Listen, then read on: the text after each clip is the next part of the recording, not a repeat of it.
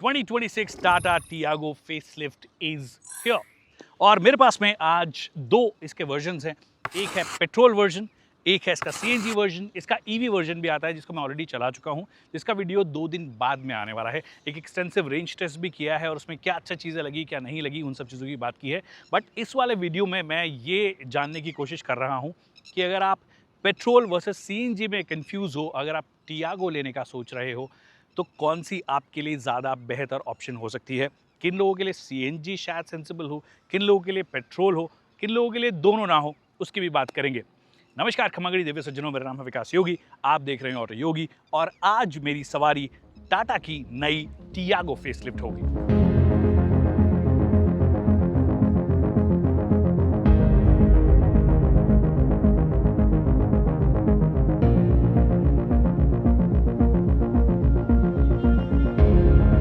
तो शुरुआत करते हैं कंपैरिजन की और मैं आपको पहले ही बता दूं कि जो आप पेट्रोल का टॉप एंड वेरिएंट लेते हो उस वेरिएंट को क्रिएटिव प्लस कहा जाता है। अगर आप सीएनजी का टॉप एंड लेते हो उसको क्रिएटिव कहा जाता है। दैट मीन्स अगर आप सीएनजी में टॉप एंड जाना चाहते हो तो मैक्सिमम आप क्रिएटिव तक जा पाओगे और अगर आप पेट्रोल में अगर क्रिएटिव लेना चाहते हो तो वो नहीं ले सकते हो। इसीलिए कंपैरिजन जो है वो पेट्रोल के टॉप एंड से और सीएनजी के टॉप एंड से है। डिफरेंसेस क्या है, एक्सटीरियर शुरू करते हैं। देखिए एक्सटीरियर में लार्जली गाड़ी सेम लगती है, सेम एलईडी हेडलैम्प हैं, सेम टेल लाइट्स का ट्रीटमेंट है।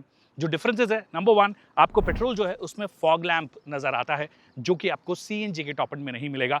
दूसरा, आपको पेट्रोल के टॉप एंड वेरिएंट में 15 इंच के टायर्स मिलते हैं, एलॉय व्हील्स के साथ में मिलते हैं। आपको सीएनजी के टॉप एंड में 14 इंच के व्हील्स मिलते हैं, स्टील व्हील्स हैं और व्हील कवर लगाया गया है।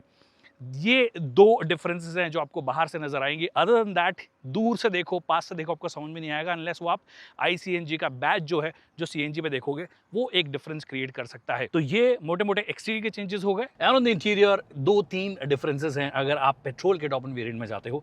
सबसे पहले क्रूज कंट्रोल आपको मिल जाता है और साथ में वायरलेस चार्जर जो है वो आपको मिल जाता है। जो 2 पैड्स हैं वो एक्चुअली सीएनजी में भी हैं बट उसमें वायरलेस चार्जर नहीं आता। यहाँ पे लेफ्ट साइड में आपके लिए वायरलेस चार्जर मिल जाएगा।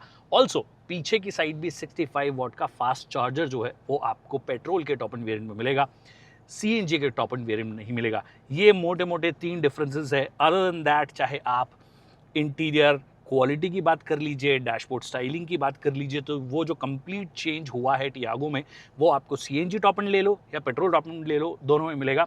दोनों में सेम फैब्रिक सीट्स मिलेगी, दोनों के डैशबोर्ड में आपको फैब्रिक देखने को मिलेगा। दोनों में ही ये डुअल स्क्रीन सेटअप जो है वो आपको मिल जाएगा, मतलब 10.25 इंच का स्क्रीन है। यहाँ पर भी आपको एक फ्लोटिंग टाइप का इंस्ट्रूमेंट क्लस्टर दिया गया है, 360 डिग्री कैमरा आपके लिए मिल गया है। फिर एसी जो है वो एग्जैक्टली सेम है, ऑफकोर्स सिंगल जोन है। ऑटो एसी जो है टॉप एंड वेरिएंट में आपको मिल जाता है। 6 एयर बैग्स आपके लिए मिल गए। ESC जो है वो आपको इसके सेलेक्ट वेरिएंट्स में मिलता है, मतलब सीएनजी ले लो या फिर आप पेट्रोल ले लो, दोनों के सेलेक्ट वेरिएंट्स में मिलता है। दोनों में आपको AMT भी मिलता है, दोनों में आपको मैनुअल भी मिलता है। तो ये सारी जो चेंजेस हैं, जो कॉमन फीचर्स हैं ना, वो सारे के सारे सेम है। चाहे डिज़ाइन एलिमेंट्स की बात कर लो, overall features, safety, everything remains the same except for the 3 different features जो आपको अंदर देखने को मिलते हैं। अब गाड़ी चलाने चलते हैं और फिर मैं आपको बताऊंगा कि दोनों में कौन सी मुझे बेहतर लग रही है।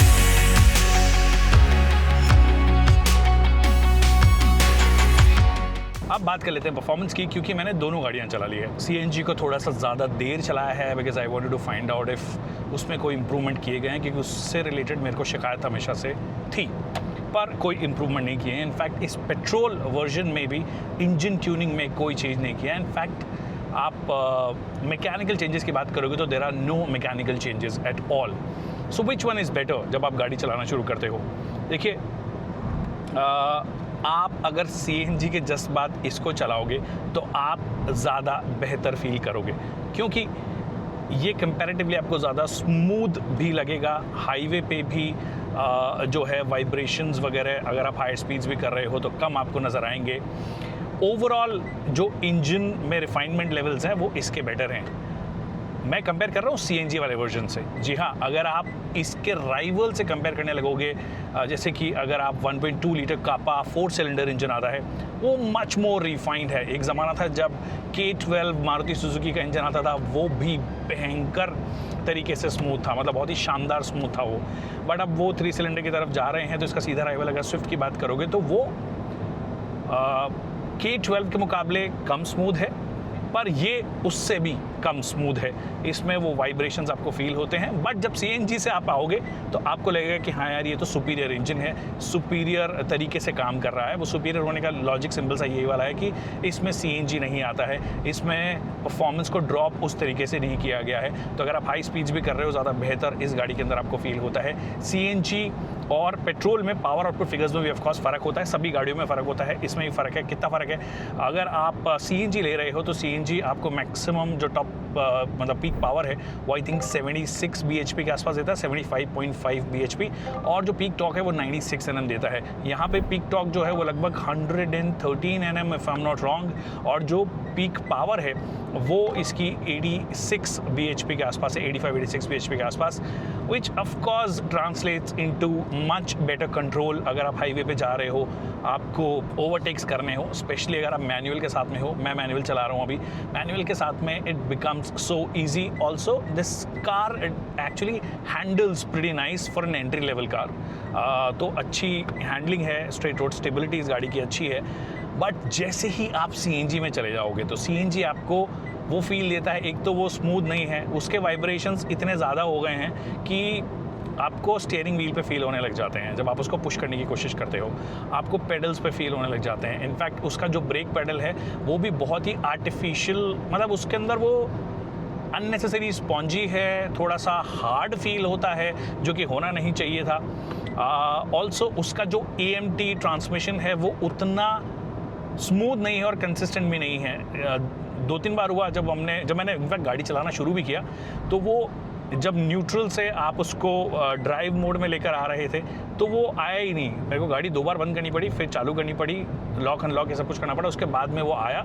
तो ऐसा हुआ, कई बार ऐसा होता है कि आप चलते चलते आपने मान लीजिए आप किसी पार्किंग में हो, आप ड्राइव मोड में थे, अब आपको रिवर्स करना है, न्यूट्रल से रिवर्स करना है, तो ब्रेक दबा के जब आप वो करते हो, ब्रेक दबा के करना पड़ता है आपको, तो वो होता नहीं है कई बार, which is kind of weird. तो ये दिक्कतें नहीं होनी चाहिए थी।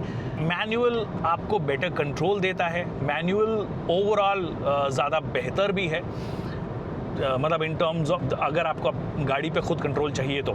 इसका वाला AMT मैंने चलाया नहीं है, बट क्योंकि थोड़ी सी ज़्यादा पावर है तो वो उतना लैगी फील नहीं होगा जितना CNG के साथ में AMT के साथ में होता है। जी हाँ, CNG AMT में पैडल शिफ्टर्स भी आते हैं जो कि ऑफ कोर्स कभी कभी आपको वो ऐसा लगता है कि मैं खटाक से गियर डाउन कर लूँ और खटाक से आपको जब ओवरटेकिंग स्पीड्स में आना हो तो आप आ सकते हो। जी नहीं, वो जो लैग है वो आपके पैडल शिफ्टर्स में भी फील होता है, वो थोड़ा सा स्वीट टाइम लगता है, क्योंकि AMT की अपनी तरीके की फंक्शनिंग है ना, वो इतना फास्ट हो नहीं सकता है, तो वो लैग उसको आपको वहाँ पे भी नज़र आएगा।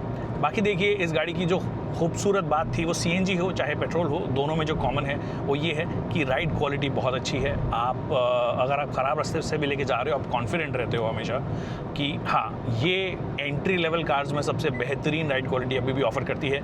Yes, Maruti has improved a lot over the years, मतलब पुरानी स्विफ्ट के मुकाबले अभी वाली स्विफ्ट की बात करोगे तो वो राइड क्वालिटी में इम्प्रूव हुई है, but this is still the benchmark. और ऑफकोर्स ग्रैंड आइटन की राइड क्वालिटी उतनी अच्छी है ही नहीं, तो उसकी तो कोई बात ही नहीं है। But of the 3 cars I think this one is still the benchmark in that sense. और स्ट्रेट रोड स्टेबिलिटी की मैंने आपको बात बता दी है। ब्रेकिंग की अगर आप बात करोगे तो ब्रेकिंग अबव एवरेज आप बोल सकते हो। I was expecting little more bite, और वो उतना अच्छा बाइट है नहीं इस गाड़ी का भी, मतलब प्रोग्रेसिव है, और प्रोग्रेसिव ब्रेक्स जब आप स्लो स्पीड्स में जा रहे हो, सब चीज़ों में जा रहे हो तो अच्छा है। बट कभी कभी क्या होता है ना कि आपको शार्प ब्रेक्स चाहिए, वो शार्प ब्रेक्स शायद आपको यहाँ पे ना मिले। बट अदर देन दैट दोनों गाड़ियों की जो खास बात है वो ये है कि विजिबिलिटी ओवरऑल बहुत अच्छी है। इन दोनों की ही नहीं, मतलब CNG पेट्रोल की नहीं, टियागो पूरी रेंज की आप EV भी लोगे तो उसके अंदर भी आपको ऑफकोर्स ओवरऑल विजिबिलिटी बहुत अच्छी आती है। ए पिलर जो है वो कई गाड़ियों में इनके इंक्लूड होता है, इसमें नहीं होता है। अच्छी खासी no blind spots there as well, बड़े ORVMs हैं, और इनफैक्ट वो ब्लाइंड व्यू मॉनिटर भी आप दे ही दिया। अगर आप किसी भी साइड का इंडिकेटर देते हो उस साइड का आपको स्क्रीन में नज़र आ जाता है। हालांकि वो कभी कभी मेरे लिए प्रॉब्लमेटिक हो जाता है। आप अगर शहर में हो और एक बहुत सारे टर्न्स, मान लीजिए 20 मीटर पे टर्न है, 30 मीटर पे टर्न है, आप कई बार मिस कर देते हो क्योंकि वो थोड़ी देर में वापस से अलाइव होता है। ये हल्का सा बिल्कुल छोटा सा वो एक ब्लैंक जैसा होता है। देखिए अब मैं राइट में जाता हूँ, ये मैंने दे दिया, अगर आपको नज़र आ रहा है। अब मैं इसको वापस से ला रहा हूँ, थोड़ी देर बाद में आता है, तो कभी कभी क्या इतनी देर में तो आपकी वो जो गली है वो मिस हो जाती है। तो शहरों में कई बार परेशानी हो जाती है इस ब्लाइंड स्पॉट से। तो बेटर इंटीग्रेट किया जा सकता था कि अब आप 30% स्क्रीन के अंदर मैप दिखा देते और 70% के अंदर आपका ब्लाइंड व्यू मॉनिटर अगर आपको दिखा रहा है तो वो हेल्पफुल हो जाता।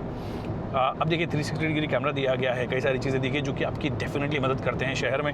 तो शहर के हिसाब से गाड़ी अच्छी है, कहीं कोई दिक्कत नहीं है। इट्स जस्ट ये जो गियर बॉक्स है, अगर आप मैनुअल को शहर में चला रहे हो तो थोड़ा सा नॉची लगता है। It's not as smooth as its rivals. आप एक बार इसके राइवल्स को चला के और उसको चला के आपको फील हो जाएगा। AMT मैं रेकमेंड नहीं करूँगा। तो अगर आप काम चला सकते हो ना मैनुअल से, तो आप मैनुअल ही लीजिए। This is still the best option available in the ice category. तो ये है CNG AMT तो मैं रेकमेंड ही नहीं करूँगा। मैं पेट्रोल मैनुअल आपको डेफिनेटली रेकमेंड कर सकता हूँ अगर आपको जाना है तो डिफरेंसेस भी मैंने आपको बता दिए कि मेरे को CNG जो है वो उतना ना, तो वो देखिए फास्ट तो होते नहीं है, बट रिफाइंड होना चाहिए, ईज़ होनी चाहिए। अगर आप फ्लाईओवर पे भी जा रहे हो तो वो कॉन्फिडेंस होनी चाहिए। हमेशा रेव करते रहोगे तो एक तो माइलेज ड्रॉप हो जाएगी, क्योंकि आपको वो उस रेव बैंड में रहना पड़ेगा, जिससे आप ईजिली अगर बम्पर टू बम्पर ट्रैफिक में जा रहे हो तो आपको वो परेशानी ना हो। तो ओवरऑल मैं आपके सामने संक्षिप्त में बता देता हूँ, ब्रीफ में बता देता हूँ कि मेरे क्या इंप्रेशंस हैं। अगर आप CNG ले रहे हो तो भी आप मैनुअल लीजिए। AMT ठीक है, थोड़ा कन्वीनियंस ऐड कर देता है, बट वो उतना थोड़ा लैगी है। अगर आप उस लैग से काम चला सकते हो तो ले लीजिए। मेरे हिसाब से तो उसमें मैनुअल जाना चाहिए। बट अगर आप CNG के बिना काम चला सकते हो तो आप इसका पेट्रोल मैनुअल ले लीजिए। आई थिंक वो इनमें से सबसे बेहतर है out of petrol AMT, petrol manual और CNG AMT और मैनुअल। तो ये चीज़ ओवरऑल आई थिंक परफॉर्मेंस के बारे में बात हो गई। बाकी क्योंकि देखिए मैकेनिकल चेंजेस हैं नहीं, तो ज़्यादा डिटेल में बात करने का कोई पॉइंट नहीं है। It's an easy car to drive. I wish इसके अंदर एक ढंग का, अगर AMT भी कर रहे हो तो वो थोड़ा सा और ढंग का AMT होना चाहिए था, कंपैरेटिवली थोड़ा ज़्यादा स्मूथ होना चाहिए था। हमने देखा है AMTs का को इवॉल्व होते हुए। आप Hyundai, मारुति जो 2 AMT के प्लेयर्स हैं, इनफैक्ट महिंद्रा भी जो अपनी बड़ी गाड़ियों में अब थोड़ा बहुत मतलब आई थिंक XUV3 100 में देते हैं, वो वाला भी काफ़ी इवॉल्व हुआ है। तो इसको भी अभी इवॉल्व होने की ज़रूरत है। यस, AMTs बाय नेचर उतने ज़्यादा फास्ट होते नहीं हैं, क्विक नहीं होते हैं, but it's just at least AMT के स्टैंडर्ड से तो थोड़ा बेहतर होना चाहिए था, क्योंकि अब AMT में भी कंपटीशन देखने को मिलता है। तो ये हो गई पूरी परफॉर्मेंस की कहानी। मैंने दोनों गाड़ियों का इसी के अंदर बोल दिया है, क्योंकि मैंने गाड़ी दोनों चला ली है। वो जो गाड़ी आगे जा रही है मैंने चलाई है। बीच बीच में आपको शॉर्ट्स नज़र आ जाएंगे, जिसके अंदर मैं POV एंगल समझ में आ जाएगा आपको कि मैंने उस गाड़ी को अच्छे खासे टाइम के लिए चलाया है। सो नाउ एंड कर लेते हैं और आपको बता देता हूँ कि कौन सी किसके लिए है। और एक चीज़ जो मैं पॉइंट आउट करना भूल गया हूँ वो ये कि जो CNG वाला यूनिट मेरे पास में था, उसका स्टीयरिंग जो है वो टेढ़ा ही है। ठीक है, मतलब ऐसा नहीं कि अलाइनमेंट किया हुआ है उसका, वो टेढ़ा ही है। वो टाटा की कई गाड़ियों में हमने देखा है। इस वाले का भी हल्का सा टिल्टेड ही है, but it is still pretty straight. But वो AMT वाला तो ऐसा है कि वो अगर आप उसको सीधा करने की कोशिश करो ना तो वो कहीं और घुस जाएगा। तो बेटर है कि उसको टेढ़ा ही रखो, ऐसे रखना पड़ता है उसको। तो वो एक चीज़ है। तो कुछ जगहों पे क्वालिटी इश्यूज आई थिंक इसी वाले के अंदर ये वाला जो फैब्रिक वाला पार्ट है, ये हल्का सा कहीं से निकल जाता है। कुछ जगहों से हल्के से चूंचा की आवाज़ें आ रही हैं, जो कि अपेरेंटली मेरे को CNG में नहीं आई, बट इसके अंदर आई है। तो ये कुछ चीज़ें और हैं जो मेरे को मेंशन करनी थी।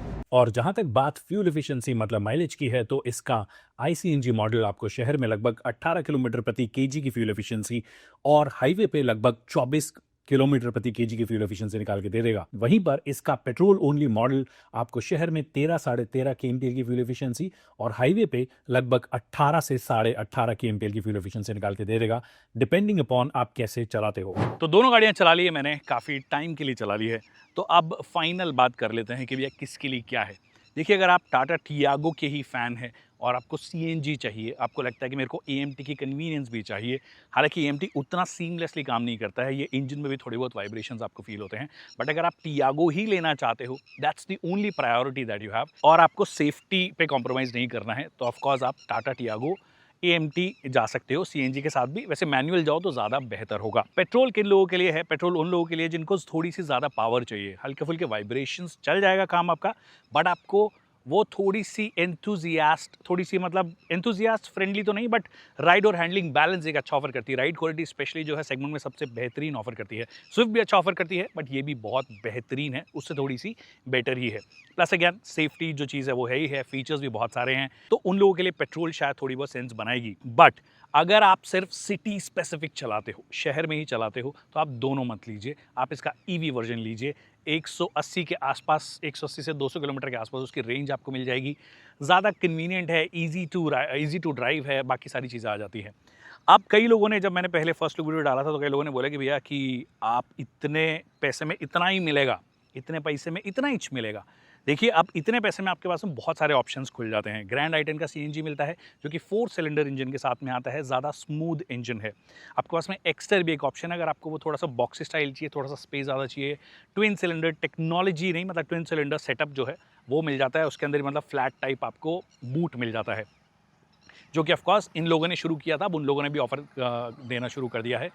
तो वो एक ऑप्शन हो जाता है। अगर आपको माइलेज ज़्यादा चाहिए और टाटा के 3 सिलेंडर इंजन से ज़्यादा कंपैरेटिवली ज़्यादा स्मूथ इंजन चाहिए, उतने ज़्यादा वाइब्रेशंस नहीं चाहिए, माइलेज ज़्यादा चाहिए, तो आपके लिए स्विफ्ट सीएनजी अभी भी एक स्ट्रॉन्ग केस है। ये सारी गाड़ियाँ आपस में प्राइस ओवरलैप करती है। तो मेरे हिसाब से अगर आप टाटा टियागो ले रहे हो ना, तो आपके लिए सबसे बेहतरीन ईवी ऑप्शन है। सीएनजी में मेरे को लगता है कि बाकी ऑप्शंस अवेलेबल हैं, और पेट्रोल में तो ऑफ कोर्स 4 सिलेंडर इंजन की स्मूथनेस, ज़्यादा फ्यूल एफिशिएंसी, वो चीज़ें भी आपको मिल रही है सेगमेंट में। Thank you so much people for watching this video.